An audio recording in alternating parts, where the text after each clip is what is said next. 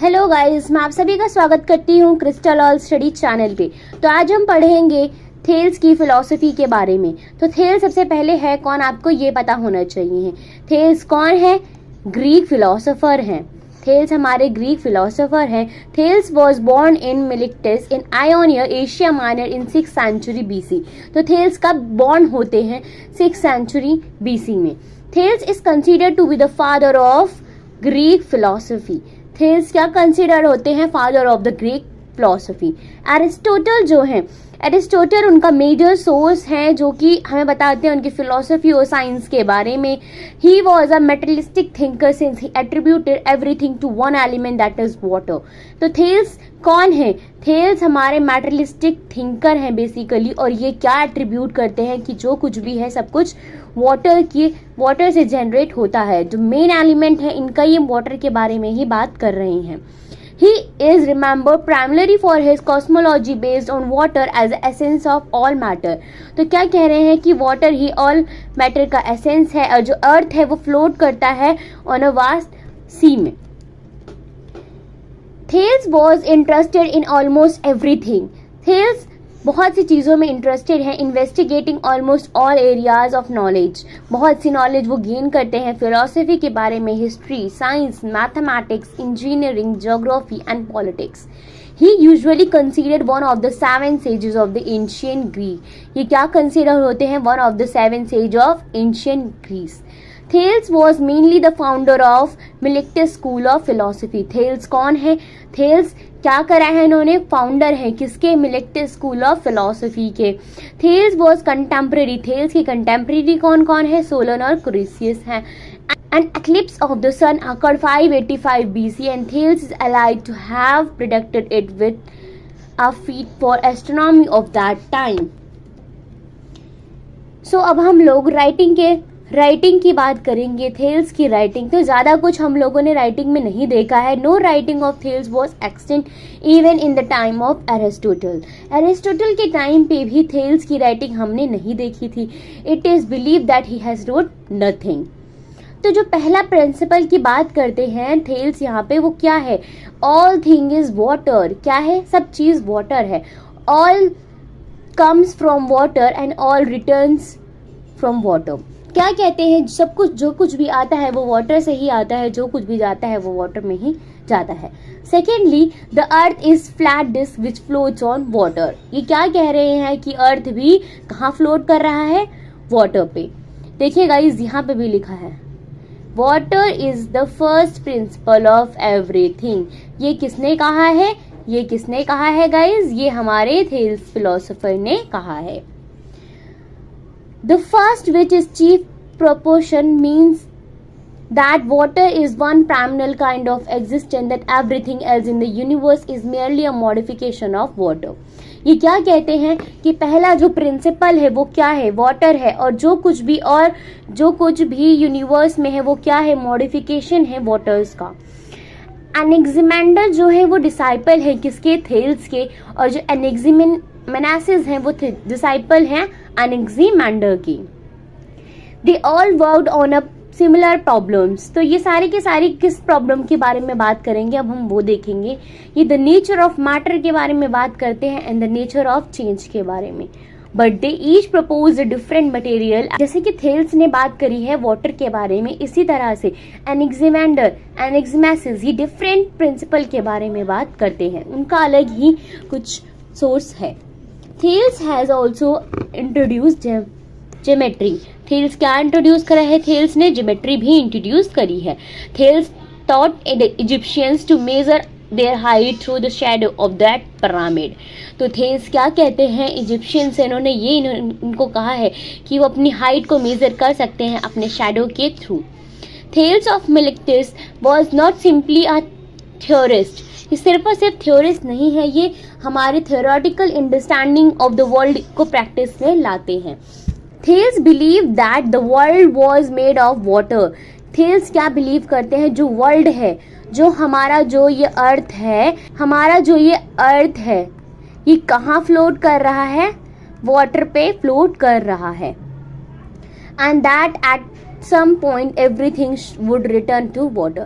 तो क्या कहते हैं, जैसे ये अर्थ हमारा वाटर पे फ्लोट कर रहा है तो वो वापस से वाटर में ही रिटर्न हो जाएगा.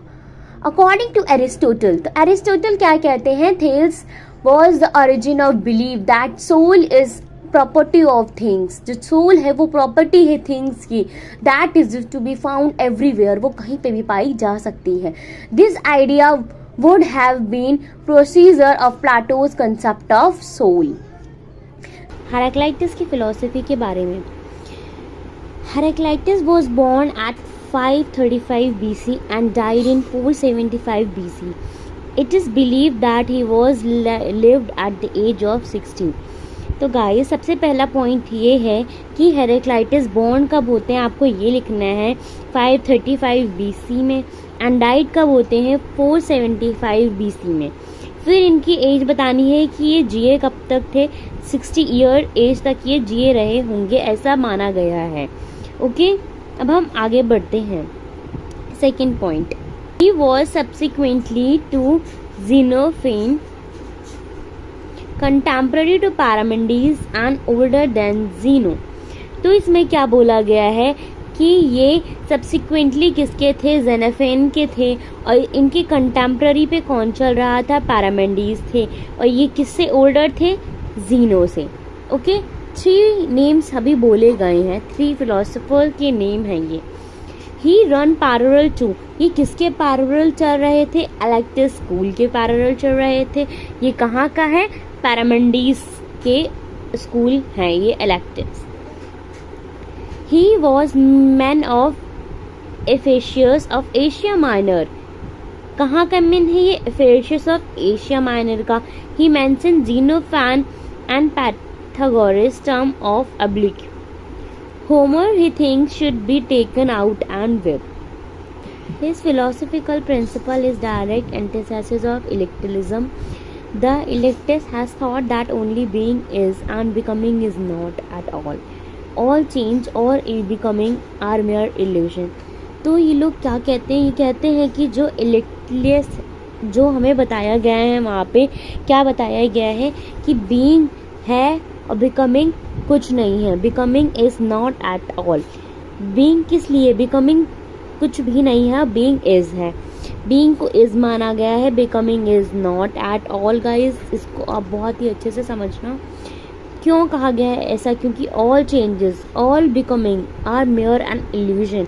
जितनी भी चेंजेस हो रहे होते हैं, बिकमिंग है वो सब क्या है, एक इल्यूजन है सिर्फ और सिर्फ. Next is flux. Heraclitus only becoming is and being are permanent identity that is nothing but an illusion. तो अभी पार्मेंडिस ने क्या कहा कि बीइंग है और बिकमिंग कुछ नहीं है. देखिए हेराक्लाइटस क्या कहते हैं कि बिकमिंग है और being of permanent identity it is nothing. Being को इन्होंने नहीं माना है, वेयर एज पार्मेंडिस बीइंग को मान रहे हैं, बट एन इल्यूजन. इन्होंने कहा है कि बीइंग क्या है, एक इल्यूजन है, बीइंग कुछ नहीं है. लेकिन पार्मेंडिस कहते हैं कि बीइंग है और बिकमिंग कुछ नहीं है.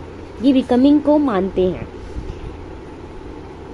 All things are usually changing, passing over into new forms, shapes. Nothing stands, nothing hold fast, nothing remains what it is. तो क्या कहते हैं हेराक्लाइटस, कहते हैं कि जो भी चीज़ें हैं वो चेंज होती रहती हैं एक फॉर्म से दूसरी फॉर्म में. शेप्स उसके बदलते रहते हैं, कुछ भी मतलब कि रहता नहीं है, सब कुछ चेंज होता रहता है. Nothing remains what it is, इन्होंने कहा है. Into the same river he says we go down and we do not go down. For the same river no man can enter twice. क्या कहा है कि कोई भी इंसान दो बारी एक ही रिवर पे पैर नहीं रख सकता. Even it is flows in and out. तो क्या होगा, रिवर क्या होगी, flows in होगी और out होगी. Not only does he deny all the permanence but even a relative permanence of thing is also been declared as an illusionary.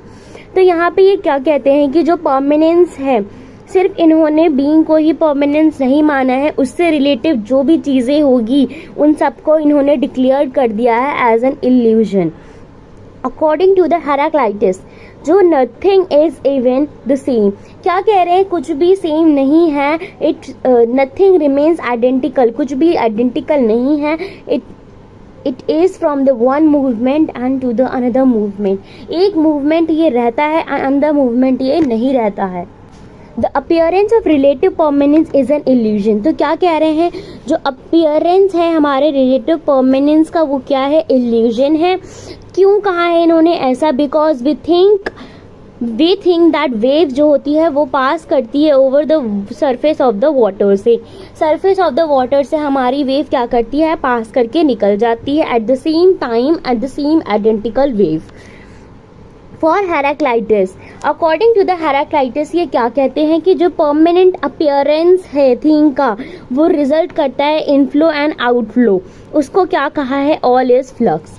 Flux क्या होता है, चेंजिंग होता है, nothing remains what it is.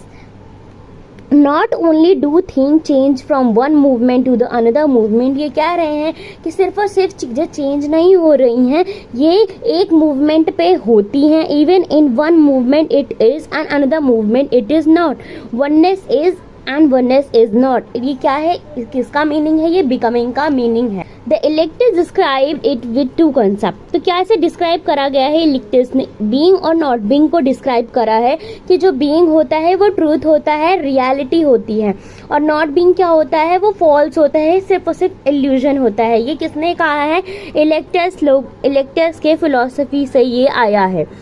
For Heraclitus is being and not being is real, तो Heraclitus के according क्या है, जो बीइंग है और जो नॉट बीइंग है वो रियल है। The one is as true as the other, तो क्या कहते हैं कि अगर बीइंग ट्रू है तो नॉट बीइंग भी ट्रू होगा ही होगा। As both are true, both are identical. Becoming क्या है, बिकमिंग आइडेंटिटी है, किसकी, बीइंग एंड नॉट बीइंग की।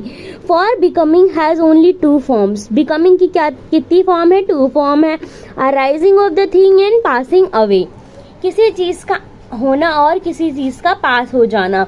There is beginning, there is end, there is origination, there is deceases. A man is born, एक इंसान जब बॉर्न होता है तो उसका ओरिजिनेशन होता है, और जब उसकी डेथ हो जाती है तो उसका डिकेजेस हो जाता है।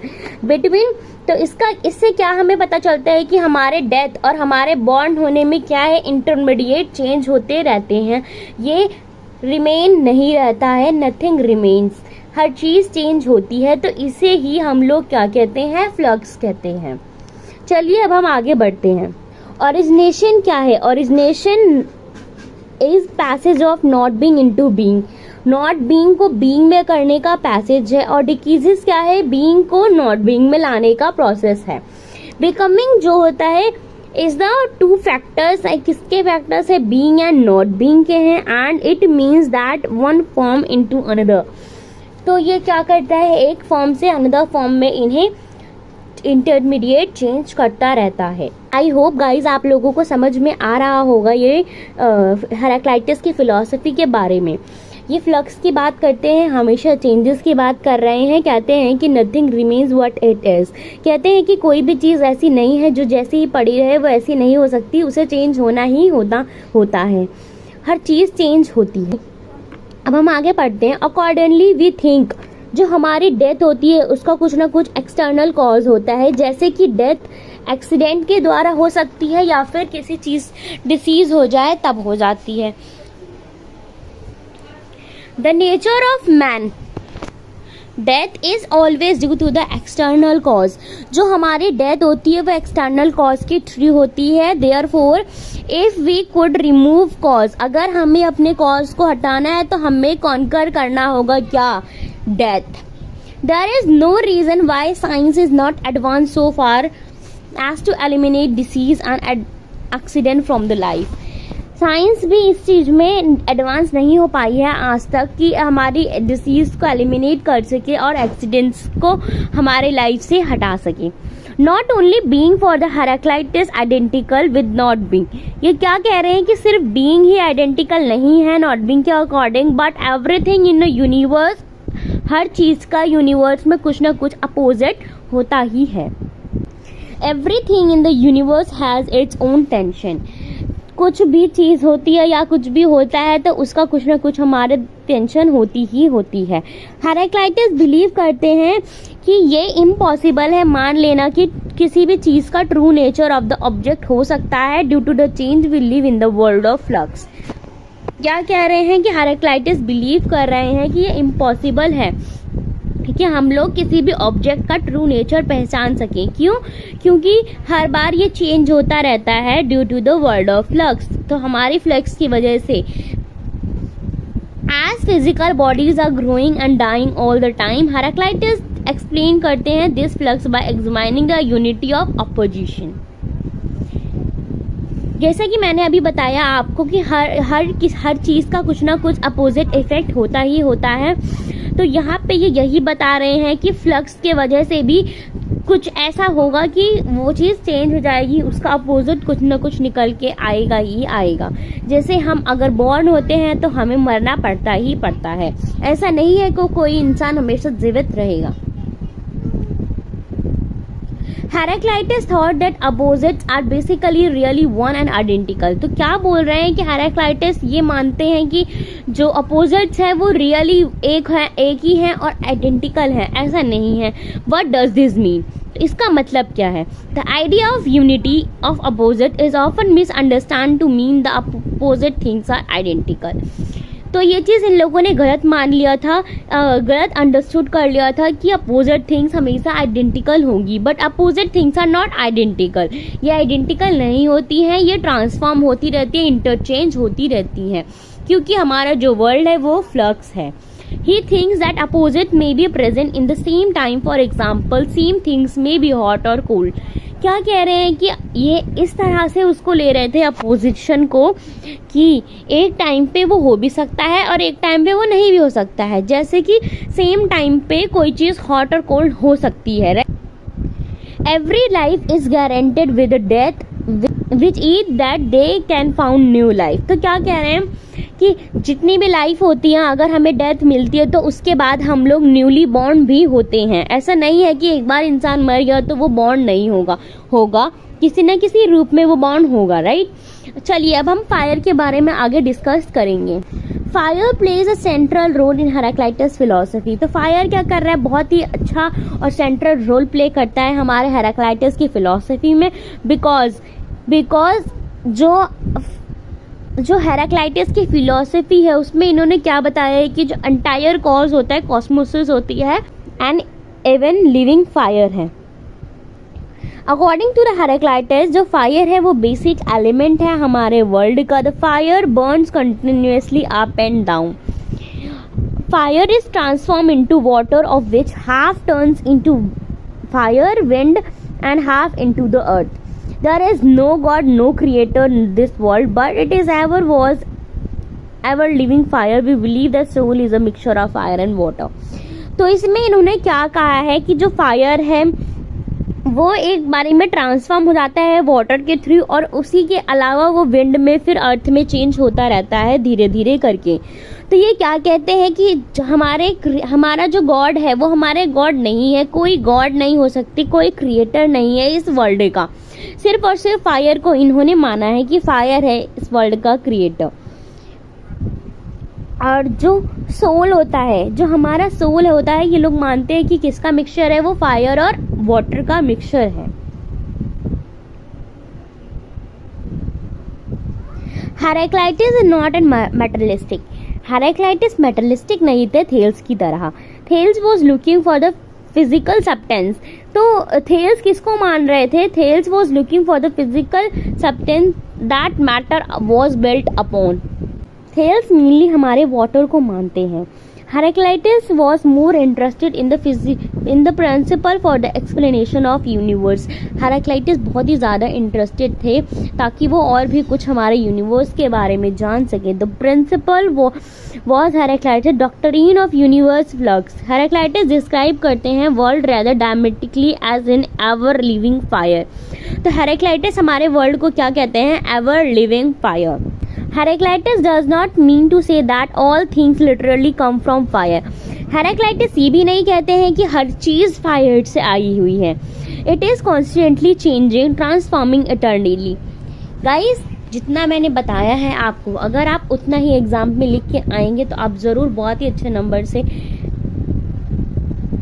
अच्छे नंबर आपके ऑफ कोर्स आएंगे। एंड आई होप आप लोगों को समझ में तो आ रहा होगा। चलिए आगे हम लोगोस के बारे में पढ़ लेते हैं। तो लोगस क्या है? ग्रीक वर्ड है जिसके मल्टीपल मीन्स होते हैं, जैसे कि साइंस, थॉट, रैशनैलिटी। हेराक्लाइटस क्या करते हैं? हेराक्लाइटस हमारे फर्स्ट फिलोसोफर हैं जो कि आइडिया ऑफ लोगस के बारे में बात करते हैं, रैशनल अंडरलाइंग स्ट्रक्चर के बारे में of the universe. Logos can be explained into two sense में है, in the form of human reason which seeks to attain universal understanding and harmony. तो logos क्या बताता है? universal understanding और उसके harmony के बारे में. in the second form ये universally intelligence divine के बारे में भी form बताता है. Thank you guys for watching this video. I hope you all are understanding this concept of Heraclitus philosophy.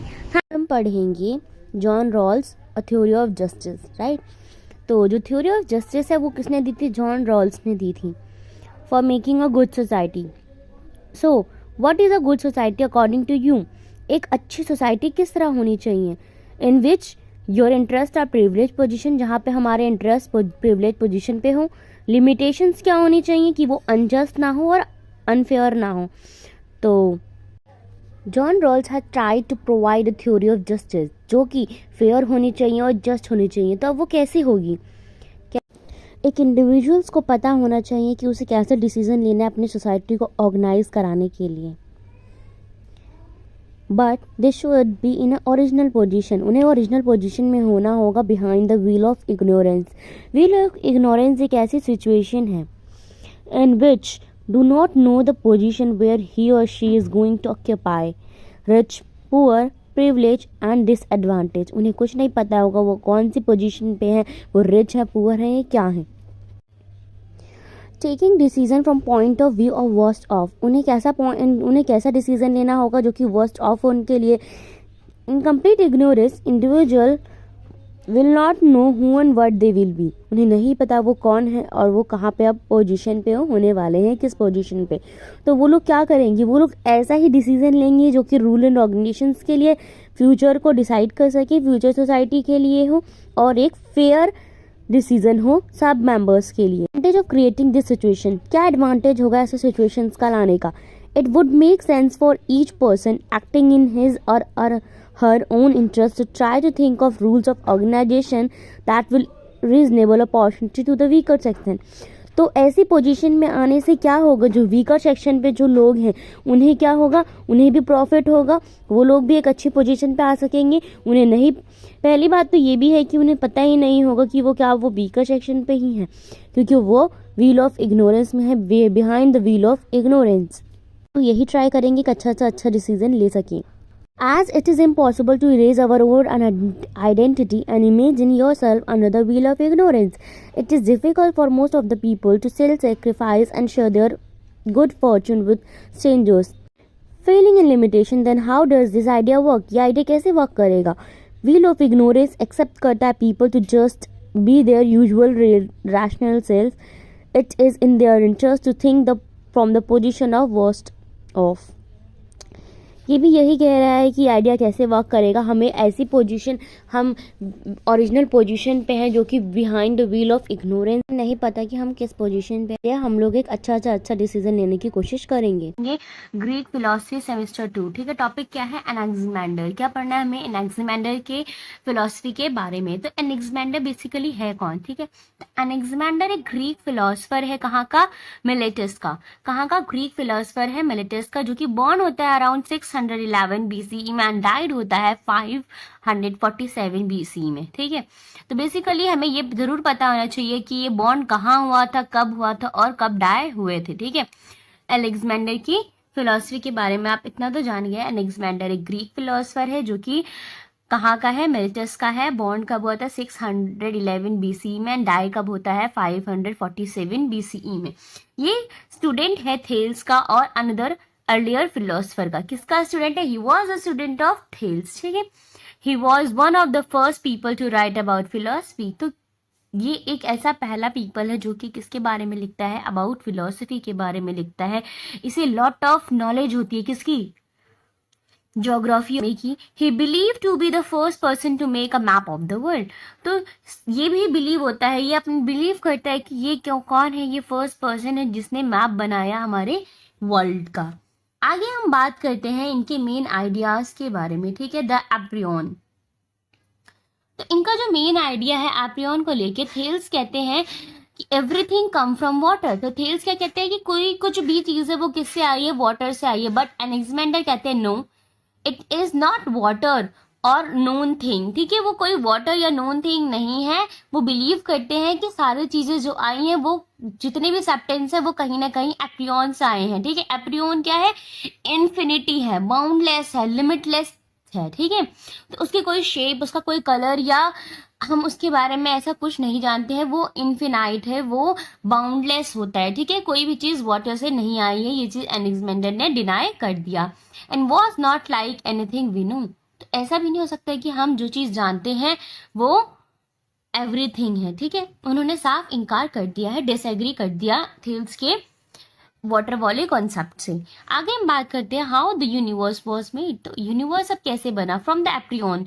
अगर हम एप्रियन के अकॉर्डिंग देखें तो टू अपोजिट आउटकम्स आते हैं, पहला तो हॉट और cold. These begin to mix and separate, from this the earth, the sky and everything else was formed. आगे हम बात करते हैं हाउ द अर्थ फॉर्म, तो किस तरह से अर्थ फॉर्म्ड हुआ। The cold and wet part of become the earth, तो कोल्ड और जो वेट पार्ट होता है वो क्या बना, अर्थ बना, जो कि कहाँ पे स्टेड होता है, एट द सेंटर पे। हॉट पार्ट जो होता है कहीं ना कहीं वो मूव करता है आउटसाइड, और जो बिग स्फेयर है फायर का बना हुआ वो कहीं ना कहीं अराउंड द अर्थ होता है। Thus, heat made the earth's water evaporate and turn into water vapor. तो जो वाटर का जो हीट होता है, जब वाटर जब गर्म हो जाता है तो उस पे से भाप निकलती है, तो वो भाप बन के क्या, वेपर बन के कहाँ पे उड़ जाती है, हवा में उड़ जाती है, एयर बन के एवेपोरेट हो जाती है। तो यहाँ पे यही कंसेप्ट बताया जा रहा है अर्थ के बारे में कि अर्थ जो है वो सेंटर में है और उसके इर्द गिर्द क्या है, सन कहीं ना कहीं अपने बिग स्फेयर जो फायर को बोल रहे हैं, वो सन को बोल रहे हैं कि अपना लाइट जो है वो अर्थ की ओर फेंकता है। तो सन, मून एंड स्टार की अगर हम बात करें द फायर व्हील की, द राइजिंग एयर ब्रोक करता है outer fire into the big ring spheres like Gantt wheel. These rings held the sun, moon and stars. The fire was hidden inside the wheel. तो fire कहीं ना कहीं कहाँ पे है, हिडन है, छुपा हुआ है इनसाइड द व्हील, जो कि कवर होता है थिक मिस्ट से। But there were a hole in the mist, कहीं ना कहीं मिस्ट में होल तो होते ही हैं, जिससे क्या होता है, लाइट देखने को मिलती है। आगे हम पढ़ेंगे position of the fire ring. तो फायर रिंग की पोजीशन कहाँ पर है, बात करते हैं फारदेस्ट फ्रॉम द अर्थ। तो फार कौन है अर्थ के, कहीं ना कहीं सन है, मिडल में क्या है, मून है, और जो सबसे ज्यादा क्लोज है वो कौन है, स्टार है। These rings were moved by the air current moving air, ठीक है। तो साइकिल ऑफ वर्ल्ड की अगर हम बात करें तो एनेक्सिमेंडर जो है वो बिलीव करते हैं world are not forever, तो वर्ल्ड हमेशा के लिए नहीं है। ईच वर्ल्ड इज बॉर्न, तो हर वर्ल्ड क्या है, बॉर्न हुआ है, जीता है और फिर मर जाता है।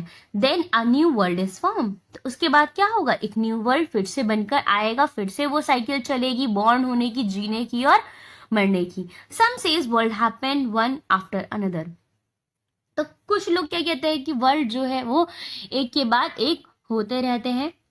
कुछ फिलोसफर्स कहते हैं कि नहीं, एग्जिस्ट एट वंस, तो एक ही बारी एग्जिस्ट होते हैं। आगे हम बात करते हैं बैलेंस इन नेचर की, तो किस तरह से नेचर में बैलेंस किया जा सकता है। तो everything that is born must have one day return to the apeiron, तो जो भी चीज है, जो भी चीज बॉर्न हुई है वो कहीं ना कहीं एक दिन क्या होगी, एप्रियन में रिटर्न हो जाएगी। एप्रियन क्या है, लिमिटलेस है, बाउंडलेस चीज है, ठीक है। These keeps balance in the universe, तो ये कहीं ना कहीं बैलेंस बना के रखती है हमारे यूनिवर्स में। आगे हम बात करते हैं एनेक्सिमेंडर्स के आइडिया ऑफ द यूनिवर्स को लेके। तो सबसे पहला यहाँ पर क्या आता है कि एवरीथिंग, जो भी चीज है, एवरीथिंग जो भी है वो कम फ्रॉम स्पेशल स्टफ से आया है। सेकेंड आता है कि अर्थ जो है वो मेड होता है किससे, कोल्ड और वेट स्टफ से। थर्ड पॉइंट आता है कि फायर जो है होती है रिंग अराउंड द अर्थ से। फोर्थ आता है air and vapour were created, तो एयर और वेपर जो है वो क्या होते हैं, वो क्रिएट होते हैं। फिफ्थ पॉइंट आपका आता है कि these fire ring become the sun moon and star. Six point क्या है कि 3 fire ring in the sky के बारे में हम पढ़ेंगे। 7 the ring around the earth. ठीक है, तो हम बेसिकली इसी के कॉन्सेप्ट के बारे में भी यहाँ पे स्टडी करेंगे एनेक्सिमेंडर के आइडिया ऑफ यूनिवर्स को लेकर। तो पहला जो है एनेक्सिमेंडर का आइडिया यूनिवर्स को लेकर, जो वो कहते हैं कि एवरीथिंग जो भी है वो किससे बना हुआ है, स्पेशल स्टफ से बना हुआ है। तो एनेक्सिमेंडर क्या है, बिलीव करते हैं कि एवरीथिंग जो भी है हमारे वर्ल्ड में वो कहीं ना कहीं वो स्ट्रेंज है, एंडलेस है। सब्सटेंस जो है उसी को हम लोग एट्रियन कहते हैं, जिसकी कोई साइज, शेप और लिमिट नहीं है, जो कि टू थिंग्स से है, जो कि सेपरेटेड होते हैं, हॉट एंड कोल्ड। आगे अर्थ जो है hot and cold wet substance से बना है, तो अर्थ जो है किससे बना है, cold and wet part of, जो जिसे हम अर्थ कहते हैं। अर्थ जो है यूनिवर्स के सेंटर पे है। और एट फर्स्ट अगर हम बात करें तो earth is like a liquid but it dried up over a time. तो कहीं ना कहीं अर्थ जो है एक लिक्विड की तरह है, बट ओवर अ टाइम वो क्या हो जाता है, ड्राइड अप हो जाता है। Fire formed a ring around the earth, तो कहीं ना कहीं हॉट पार्ट जो है वो क्या बनाता है, वो बिकम हो जाता है एक बिग बॉल में ऑफ द फायर, जो कि सराउंड करती है हमारे अर्थ की ओर।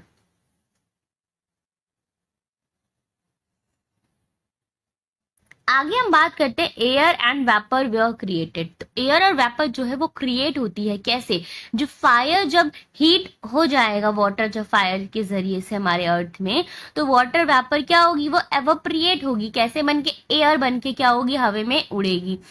तो वो एयर जब राइज अप हो जाएगी, ठीक है, फिर बॉल को जब वो ब्रोक कर देगी, तो वो कहीं ना कहीं एक कार्टव्हील बनकर एयर में एवोपरेट होती है।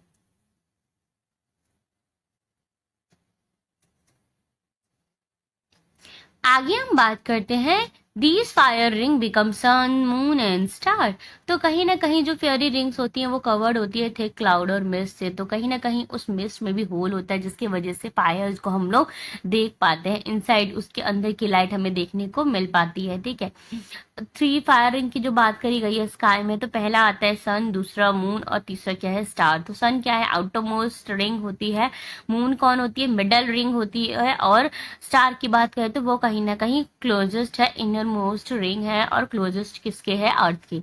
अगर हम इस रिंग की बात कर रहे हैं जो कि मूव अराउंड करती है हमारे अर्थ के, तो एनेक्सिमेंडर जो है वो बिलीव करते हैं कि ये जो फायर रिंग है वो कहीं ना कहीं मूव करती है because of the air. Air कहीं ना कहीं उन्हें पुश कर रही है, जिसकी वजह से वो मूव कर पा रही है।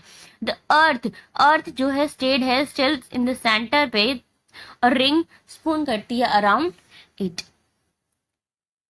आगे हम बात करते हैं the shape of the earth. तो अर्थ के शेप के बारे में, तो एनेक्सिमेंडर के पास कहीं ना कहीं यूनिक आइडिया है। वो कहते हैं कि जो शेप है हमारे अर्थ का, वो कहीं ना कहीं राउंड नहीं है, वो बॉल की तरह है, but shaped like a cylinder, like a can or a drum. People believe on a flat top surface of this cylinder. तो पीपल कहीं ना कहीं किस पे बिलीव करते हैं, सिलेंडर के टॉप ऑफ द सरफेस पे। वो अर्थ जो है वो कहीं ना कहीं फ्लोट करता है हमारे स्पेस में, और स्टेड है किसके, सेंटर ऑफ द यूनिवर्स से, और कहीं वो फॉल भी नहीं होता है।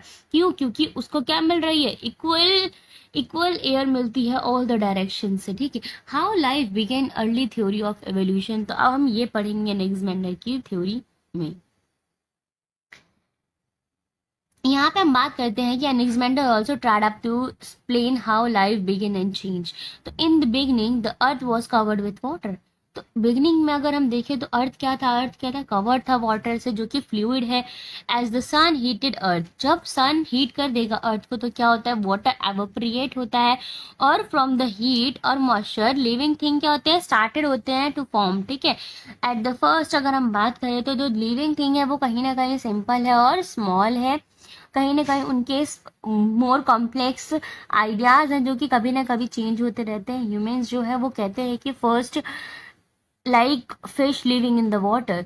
तो ह्यूमंस को क्या माना गया है कि कहीं ना कहीं वो कैसे हैं, फर्स्ट फिश हैं जो कि लिव करती हैं किसमें, वाटर में। As the water dried up the sea animal come into land.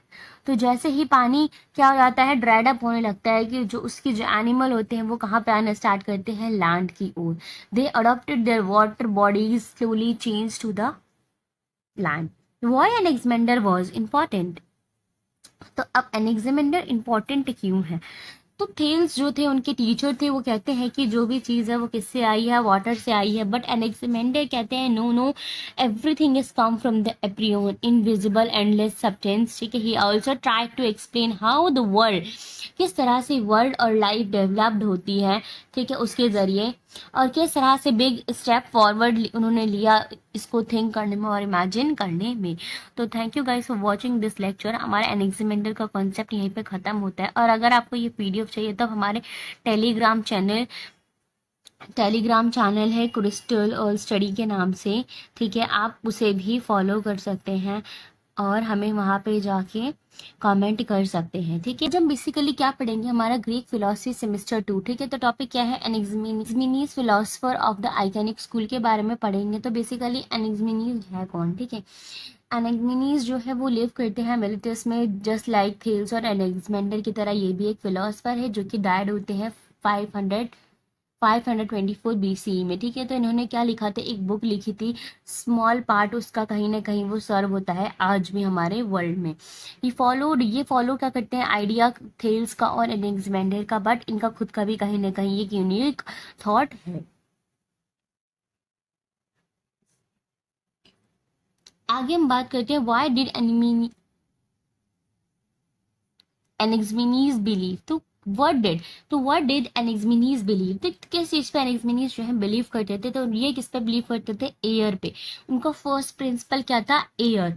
Thales का क्या था फर्स्ट प्रिंसिपल, वाटर। एनेक्सिमेंडर का क्या था, एप्रियन, एंडलेस सब्सटेंस, बाउंडलेस सब्सटेंस। ठीक है, और इनका क्या है, एनेक्सिमीनीज का एयर है। थेल्स कहते हैं कि एवरीथिंग जो है वो वाटर से आई है। एनेक्सिमेंडर कहते हैं फॉर्मलेस है, यूनिट इन्फिनाइट मैटर है कहीं ना कहीं। बट एनेक्सिमीनीज क्या कहते हैं, universe come from the air, तो यूनिवर्स ही कहीं ना कहीं एयर से आया है। तो ये बिलीव करते हैं कि एयर कहीं ना कहीं मेन मटेरियल है जो कि हमारे वर्ल्ड को बनाता है। Air is everything, infinity and always moving. तो एयर क्या है, सब कुछ है, इन्फिनाइट है और कहीं ना कहीं मूव भी ये कर रहा है। How air become everything, Anaximenes explain करते हैं कि air turn into other things using 2 processes. पहला आता है रेरिफिकेशन का प्रोसेस और दूसरा आता है कंडेंसेशन का प्रोसेस। ये 2 प्रोसेस के बारे में बात करते हैं जिसकी वजह से एयर क्या है, सब कुछ है, वो ये चीज एक्सप्लेन करते हैं।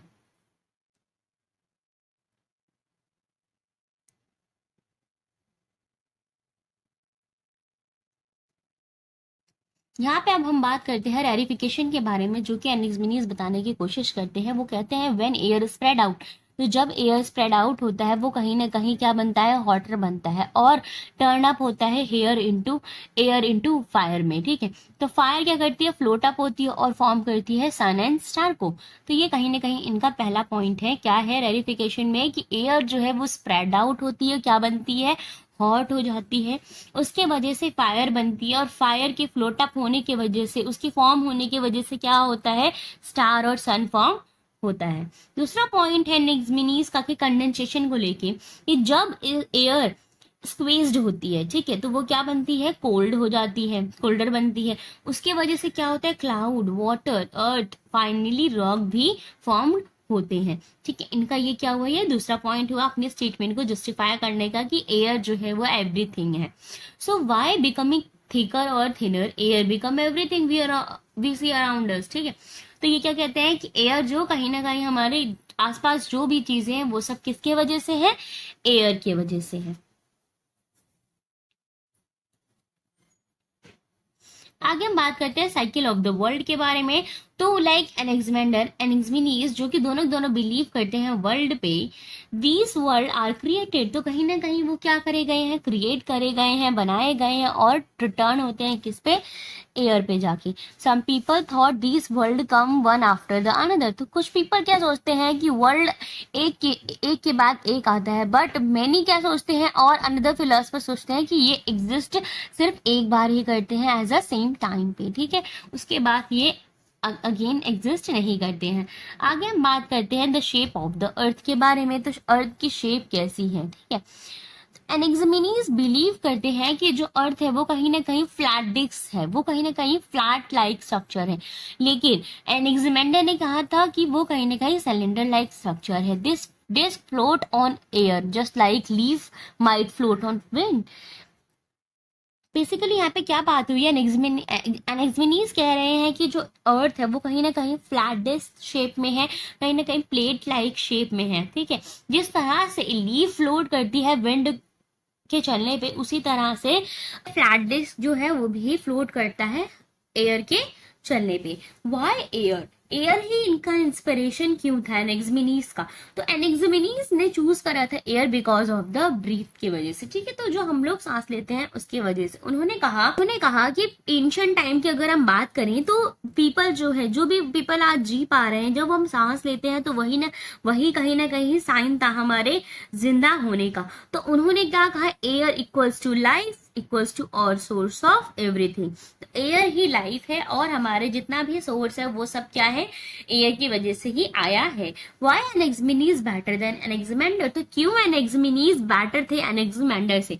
सम says Anaximenes was more clear and logical than Anaximander. तो कुछ फिलोसफर्स कहते हैं कि एनेक्सिमीनीज के जो कॉन्सेप्ट है, उनका जो यूनिक आइडिया है वो कहीं ना कहीं ज्यादा क्लियर है और लॉजिकल है, किससे?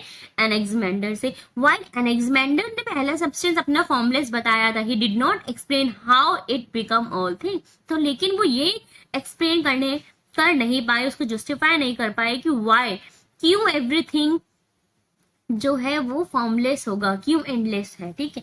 But Anaximenes use the idea of, तो एनेक्सिमीनीज ने कहीं ना कहीं अपना आइडिया दिया, कंडेंसेशन और रेडिफिकेशन के थ्रू अपने आइडियाज को एक्सप्लेन करने की कोशिश करी इन द डिफरेंट वे। आगे हम बात करते हैं, how does one thing become many? The Anaximenes had an early idea of how one material, air, could turn into many things like fire, air, water, stone, ठीक है। तो Anaximenes ये बात कहते हैं कि एयर जो है वो कहीं ना कहीं सब कुछ है, ठीक है। एवरीथिंग है, जो भी हमें सोर्स प्रोवाइड हो रहा है वो सब किससे हो रहा है, एयर से हो रहा है। तो ये भी बात बोलते हैं कि एयर जो है वो टर्न अप होता है मेनी थिंग, मतलब और भी सारी चीजों में, जैसे कि फायर इन्होंने एग्जाम्पल दिया, वाटर दिया और स्टोन दिया।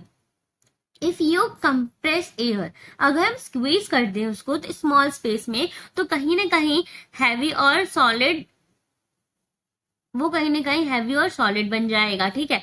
If you spread it out, अगर हम इसको स्प्रेड आउट कर दे एयर को, तो कहीं ना कहीं लाइट और हॉट हो जाती है, लाइक फायर की तरह। So by changing how dense air is, you can explain it in different forms. तो कहीं ना कहीं जिस तरह से एयर हमें अलग अलग जगह के तरीकों से हम लोग सोच पा रहे हैं, अलग अलग तरह से, उसी तरह से एयर कहीं ना कहीं डिफरेंट फॉर्म्स में अलग अलग थिंग बनाती है। तो बेसिकली ग्रीक फिलोसफी, ठीक है। इसमें क्या पढ़ेंगे हम, सेमेस्टर 6 पढ़ेंगे अपना। तो हम इसमें सेमेस्टर 6 में टॉपिक क्या पढ़ने वाले हैं, पार्मेनिडिस के बारे में, जो कि फिलोसफर है बीइंग का, ठीक है। तो ये बेसिकली किसकी बात करते हैं, बीइंग के बारे में बात करते हैं, पार्मेनिडिस फिलोसफर। तो अभी हम ये जानेंगे कि ये है कौन। ये तो हमें पता है कि ये फिलोसफर है, बट हमें और इनके बारे में इन डिटेल हम जानेंगे। तो पार्मेनिडिस जो है वो बॉर्न होते हैं 500 BC इन एलाई, अ सिटी, ग्रीक सिटी में, ठीक है। ये स्टार्ट करते हैं पाइथागोरियन के बारे में, लेकिन ये रिजेक्ट हो जाता है, तो ये अपनी ओन फिलोसफी को क्रिएट करना स्टार्ट करते हैं। इनका जो आइडिया है फिलोसफी को लेके, वो कहीं ना कहीं इन्होंने 2 पार्ट्स में डिवाइड करा था। पहला आता है वे ऑफ ट्रुथ को लेकर है, दूसरा आता है वे ऑफ ओपिनियन को लेकर है, ठीक है। वे ऑफ ट्रुथ बेसिकली का इसका क्या मतलब है, हिज रियल फिलॉसफी। तो यहाँ पे क्या मतलब है इसका, कि रियल फिलॉसफी जो कि ट्रुथ होती है, ठीक है, जो कि रियल होती है। और वे ऑफ ओपिनियन का क्या मतलब था इनका यहाँ पे, कि जो फॉल्स बिलीव है इस टाइम में उसके बारे में। आगे हम बात करते हैं इनके philosophy being versus not being के बारे में। अकॉर्डिंग टू पार्मेनिडिस, तो जितनी भी चीज़ें हैं, ऑल थिंग्स आर वन। ये क्या कहते हैं कि जितनी भी चीज़ें हैं वो क्या है, वो वन है।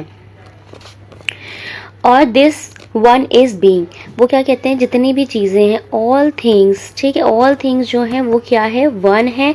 और जो वन है वही क्या है, वही क्या है, बीइंग है आपका, ठीक है। तो इन्होंने ये चीज़ बीइंग के बारे में बताई, जो कि कहीं ना कहीं इनफिनाइट होता है, इटर्नल होता है, टाइमलेस होता है, यूनिक होता है, परफेक्ट होता है, ठीक है। तो इन्होंने ये चीज़ बीइंग के बारे में बताई। बेसिकली ये कहते हैं कोई भी चीज़ अगर इस वर्ल्ड में है तो कहीं ना कहीं वो चेंज भी होगी, ठीक है। वो ज़रूरी नहीं है कि वो इटर्नल ही हो, उसका मोशन चेंज होगा, बट चेंज मीन समथिंग। तो चेंज का मतलब ये नहीं कह रहे हैं कि अभी है और अगले ही पल में वो चीज़ चेंज हो गई, ऐसा नहीं है। बट चेंज का इनका मतलब है कि जो चीज़ अभी हम लोग देख पा रहे हैं वो चीज़ पहले नहीं थी, ठीक है। How can something come from nothing. तो ये भी कहते हैं कि किस तरह से किसी भी चीज़ से कुछ चीज़ निकल के नहीं आती है। तो क्या किसी भी चीज़ का कॉज एंड इफेक्ट नहीं होता है? होता है ना। तो इनकी ये भी थ्योरी है कि एक्स निहलो निहिल फिट, नथिंग कम फ्रॉम नथिंग। ये कहते हैं कि कुछ भी चीज़ किसी भी चीज़ से निकल के नहीं आती है। So only being truly exist. तो ये कहते हैं कि सिर्फ और सिर्फ बीइंग ही एग्जिस्ट करता है, कि जितनी भी थिंग है वो एक है और वो एक चीज़ क्या है, वो बीइंग है। Nothing being does not exist and is impossible. तो नॉट बीइंग जो है वो एग्जिस्ट ही नहीं करता है, वो इम्पॉसिबल है। Change, motion, diversity are all illusion. तो जो चेंज होता है, जो मोशंस होता है, जो डाइवर्सिटीज हैं, ये सब क्या है, वो इल्यूजन्स हैं अकॉर्डिंग टू पार्मेनिडीज। आगे हम बात करेंगे कैरेक्टरिस्टिक ऑफ बीइंग के बारे में। तो यहाँ पे ये कहते हैं कि बीइंग जो है वो कहीं ना कहीं इटर्नल और टाइमलेस है। It does not come into being और पास अवे। तो वो कहीं बीइंग से निकल के नहीं आता है और कहीं पे भी पास अवे नहीं होता है, वो इटर्नल होता है, टाइमलेस होता है। Unchanging, there is no movement और transformation. Indivisible, it can not be broken into part, there is nothing else to be divide. तो कोई भी चीज़ अगर है तो वो इनडिविजिबल होगी, वो इसका कोई भी हम डिवाइड नहीं कर सकते, इसका कोई पार्ट नहीं हो सकता।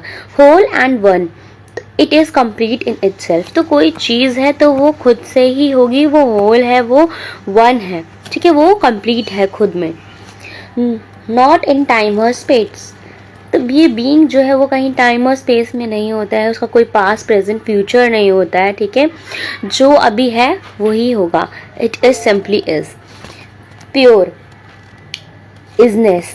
इजनेस क्या है? इजनेस ही तो बीइंग है। No quality like colour. तो बीइंग की कोई क्वालिटी, कलर, शेप या उसका कोई जस्ट एग्जिस्टेंस नहीं होता है। आगे हम बात करेंगे सेंस वर्सेस रीजन के बारे में।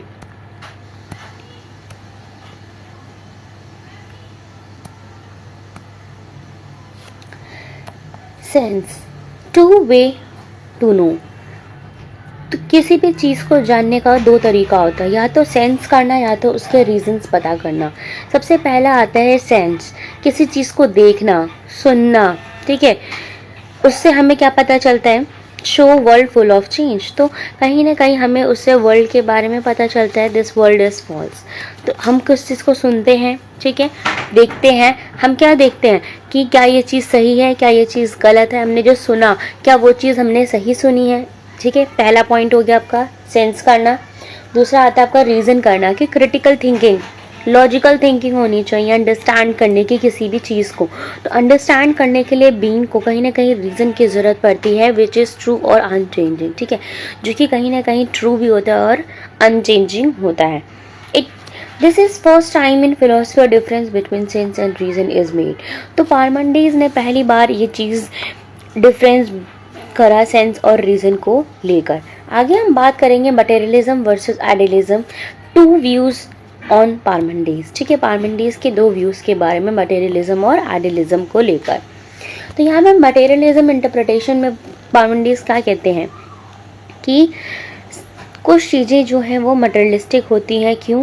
क्योंकि उसकी जो बीइंग है वो कहीं ना कहीं ऑक्यूपाई कर रहा होता है, स्पेस इन्फिनाइट होता है और ग्लोब शेप्ड में होता है।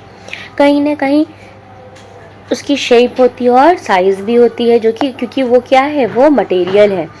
ही believe empty space does not exist. तो एम्प्टी स्पेस, खाली स्पेस एग्जिस्ट नहीं करता है। कुछ ना कुछ चीज़ें जो होती है वो फिलअप होती हैं हर चीज़ों में, ठीक है। कोई भी चीज़ से खाली नहीं है। अगर एक रूम है उसमें कुछ नहीं भी होगा तो वो सब क्या कहेंगे उसको, वो खाली है, उसमें कोई सामान नहीं है, लेकिन नहीं, उसमें एयर तो है ना। तो यही चीज़ पार्मेनिड्स का कॉन्सेप्ट होता है कि कोई भी चीज़ एम्प्टी नहीं हो सकती। सेकेंड पॉइंट आता है आइडियलिस्टिक इंटरप्रिटेशन। अदर्स से पार्मेनिड्स वॉज एन आइडियलिस्ट। तो कुछ फिलोसफर्स कहते हैं पार्मेनिड्स जो है वो कौन है, वो आइडियलिस्ट है। Being is not physical. तो बीइंग क्या है, वो फिजिकल नहीं है, वो कॉन्सेप्ट है रीच करने का अब्स्ट्रक्शंस के थ्रू, वाइटनेस के पास, ठीक है। इसका कोई शेप, लोकेशन या टाइम नहीं होता, it's known only by mind. तो बीइंग किससे नोन है, वो हमारे माइंड से नोन है, उसका कोई शेप, कलर, टेक्सचर, ठीक है, ये सब नहीं है, उसका कोई साइज नहीं है कि जिससे हम जान सकें कि ये चीज़ बीइंग है। He emphasize that truth come from reason. तो कहते हैं कि ट्रुथ जो है वो कहीं ना कहीं रीज़न से आता है, हमारे सेंसेस से नहीं आता है। This idea influence Plato who believe in eternal ideas और फॉर्म। तो ये कहीं ना कहीं इन्फ्लुएंस करता है पार्मेनिड्स का कॉन्सेप्ट प्लाटो को भी, जो कि बिलीव करते थे एटर्नल आइडियाज़ और फॉर्म्स को लेकर। आगे हम बात करेंगे कॉन्ट्रडिक्शन इन पार्मेनिड्स के थॉट में। कॉन्ट्रडिक्शंस क्या क्या देखने को मिलते हैं। तो पार्मेनिड्स सीम हुए बोथ मेटलिस्ट एंड आइडियलिस्ट आइडियाज़, ठीक है। तो पार्मेनिड्स को क्या क्या माना गया, मेटलिस्टिक भी माना गया और आइडियलिस्टिक भी माना गया। इनके आइडियाज़ दोनों तरह के होते थे, क्योंकि he did not clearly separate them. उन्होंने कभी भी मेटलिस्टिक और आइडियलिस्टिक थॉट्स को अपने कभी भी सेपरेट नहीं किया, हमेशा साथ में ले जाने की कोशिश करी। Later philosophy emphasise different sides. तो बाद में फिलॉसफी में कहीं ना कहीं पार्मेनिड्स के डिफरेंट साइड्स भी देखने को मिलते हैं। अब आगे हम बात करेंगे पार्मेनिड्स के concept of being and knowledge को लेकर, ठीक है। तो बेसिकली पार्मेनिड्स का जो कॉन्सेप्ट है बीइंग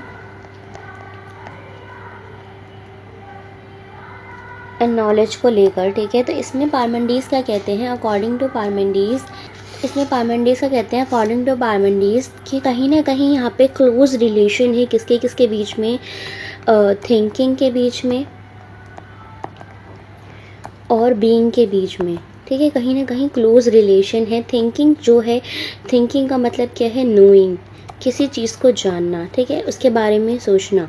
और बीइंग का मतलब क्या है, उसका एग्जिस्टेंस होना। तो कहीं ना कहीं इन दोनों में ही क्लोज रिलेशन है। और ये कहते हैं कि थिंकिंग और बीइंग जो है ये दोनों की दोनों क्या है, सेम थिंग है। क्या है, सेम थिंग है। For the same thing is for thing as for being. तो सेम थिंग। अब बीइंग के लिए भी इन्होंने यही कहा था कि अगर कोई चीज़ है, ठीक है, जैसे समझ लीजिए ये कोई चीज़ है तो ये एक ही होगी, ये वन होगा, इसी को हम बीइंग कहेंगे क्योंकि ये सेम है।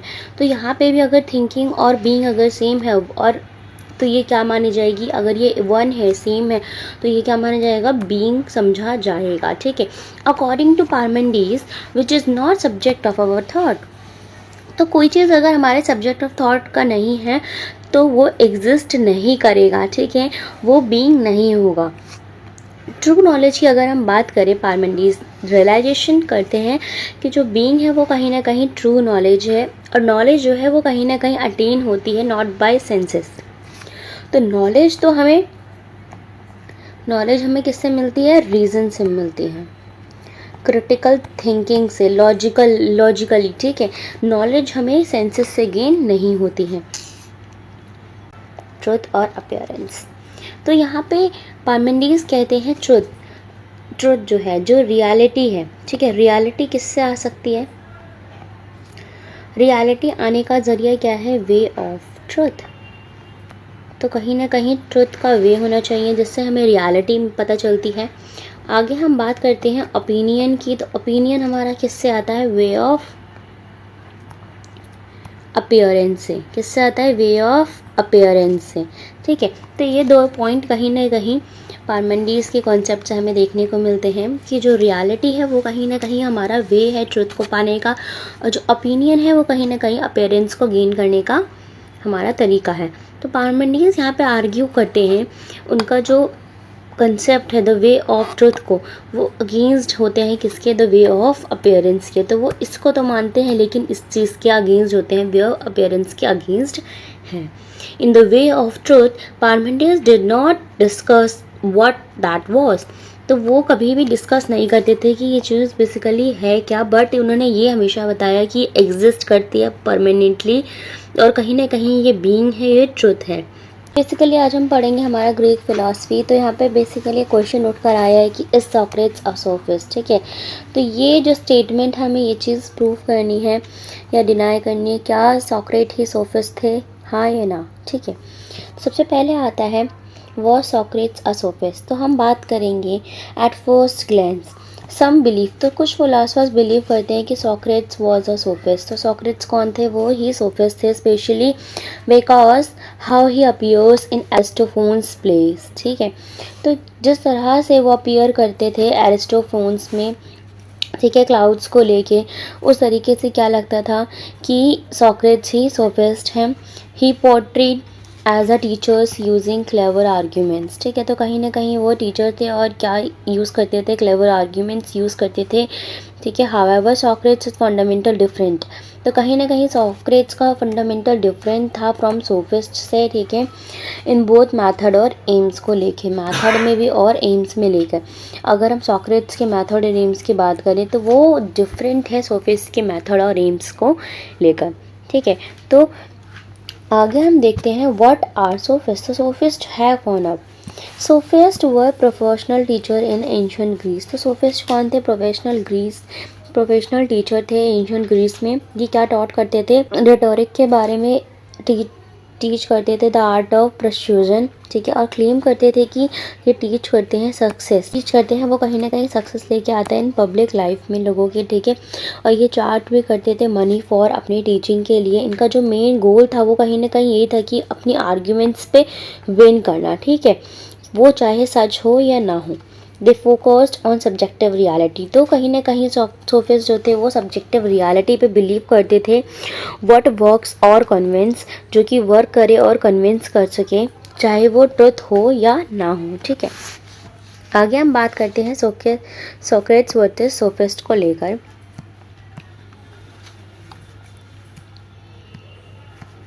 तो सबसे पहला आता है एम ऑफ टीचिंग। अगर हम टीचिंग के बारे में बात करें तो सोक्रेट्स जो है वो कहीं ना कहीं ट्रुथ और वर्चुअलिटी के बारे में बताते हैं, वो आर्ग्यूमेंट्स में विन करने पे बिलीव नहीं करते थे।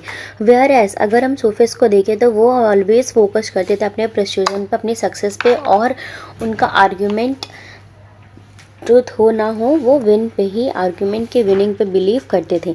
आगे हम बात करेंगे सेकंड पॉइंट टीचिंग मेथड्स को लेकर। तो सोक्रेट्स जो है वो कहीं ना कहीं उनका टीचिंग मेथड जो था वो क्वेश्चंस को आस्क करना, रिवील करना कॉन्ट्रडिक्शंस को और डीपर अंडरस्टैंडिंग को समझना था।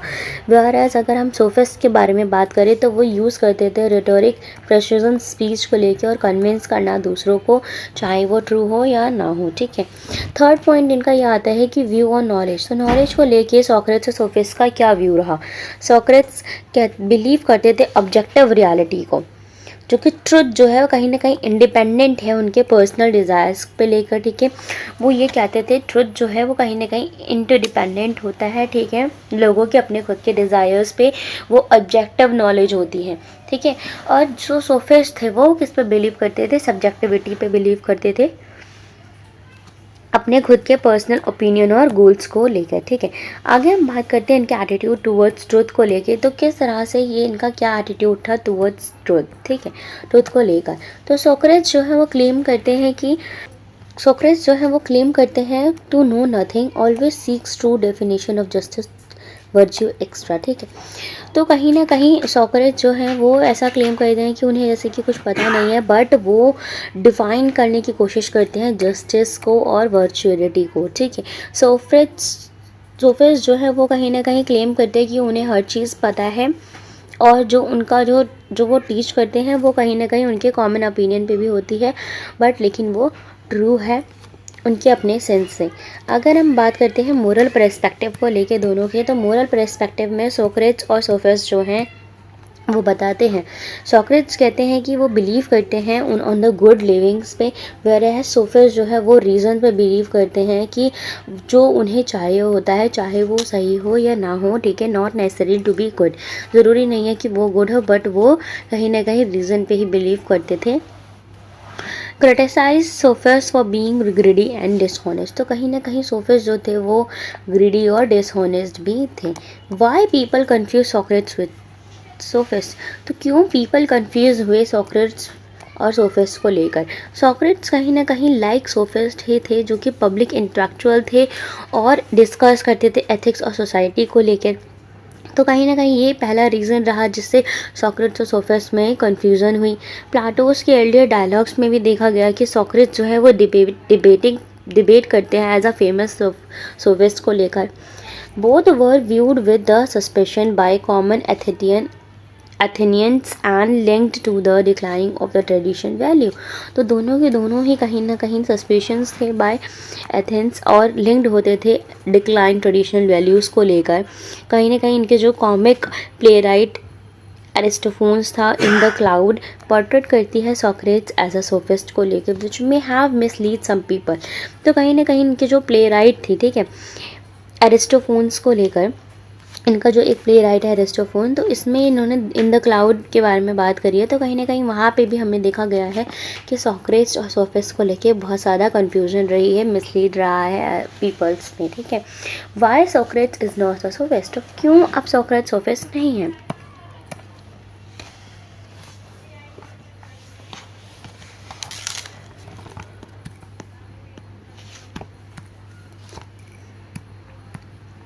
तो यहाँ पे इनका पहला पॉइंट आता है ट्रुथ वर्सेस प्रस्यूजन को लेकर, ठीक है। सोफिस्ट जो है वो फोकस करते हैं विनिंग आर्ग्यूमेंट पे, वेयर एज सॉक्रेट्स जो है वो फोकस करते हैं ओनली ट्रुथ पे।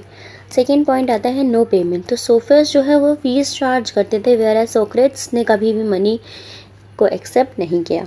थर्ड पॉइंट आता है रिलेटिज्म वर्सेस ऑब्जेक्टिविज्म को लेकर, तो सोफिस्ट जो है वो कहीं ना कहीं पाथागोरस थे, वो रिलेटिविस्ट थे, और कहीं ना कहीं सॉक्रेट्स जो है वो बिलीव करते हैं ऑब्जेक्टिविटी पे, मोरल ट्रूथ पे। फोर्थ पॉइंट बात करते हैं हम पर्पस ऑफ डायलॉग्स को लेके, तो सोफिस्ट जो है वो टॉट करते हैं परसुएसिव टेक्निक्स को लेकर, ठीक है, वेयरएज सॉक्रेट्स जो है वो ऑलवेज क्वेश्चंस पूछते थे और एक्सपोज करते थे इग्नोरेंस को और प्रमोट करते थे सेल्फ एग्जामिनेशंस को। लेगेसीज़ की अगर हम बात करें तो सोफिस्ट जो है वो फिलोसफिकल हिस्ट्री पे फेड अप थे कहीं ना कहीं, और जो सॉक्रेट्स हैं वो इन्फ्लुएंस थे किससे, प्लाटो एरिस्टोटल से, ठीक है, और भी वेस्टर्न फिलोसोफर से। तो कहीं ना कहीं यहाँ पे अगर हम देखें तो Socrates at the last point यही आता है कि सॉक्रेट सोफिस्ट नहीं है, ठीक है, सॉक्रेट इज़ नॉट अ सोफिस्ट। तो आपका ये वाला लेक्चर यहीं पे ही एंड अप होता है। इज सॉक्रेट्स अ सोफिस्ट और नॉट, ठीक है। जिसको भी आपको ये PDF चाहिए जिन बच्चों को, वो हमारे क्रिस्टल और स्टडी है टेलीग्राम चैनल पे, क्रिस्टल ऑल स्टडी, ठीक है, हमारा चैनल है, आप इसे ज्वाइन अप कर सकते हैं फॉर PDF। और आपको ये चैनल अगर हमारा वीडियो पसंद आया है तो लाइक, सब्सक्राइब, कमेंट करिएगा। Okay guys, bye bye.